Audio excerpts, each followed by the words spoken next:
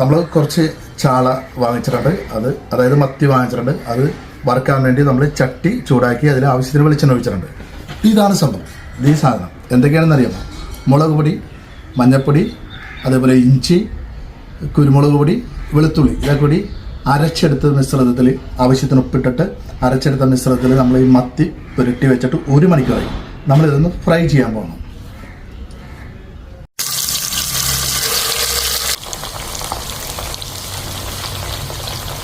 വലിയ അറ്റം മുടിക്കാൻ പോവാം. അപ്പോൾ മറു സൈഡേക്ക് മറിച്ചിട്ടിരിക്കുകയാണ്. ഈ സൈഡും കൂടി ഒന്ന് റെഡി ആയി കഴിഞ്ഞാൽ നമുക്ക് കോരി മാറ്റാം. അങ്ങനെ നമ്മുടെ മത്തി ഫ്രൈ ചെയ്ത് കഴിഞ്ഞു. എന്തായാലും ആ വെളുത്തുള്ളി ഇഞ്ചിയൊക്കെ ഉണ്ടല്ലോ നന്നായിട്ട് പിടിച്ചിട്ടുണ്ട്. അടിപൊളിയാണ്, സൂപ്പർ.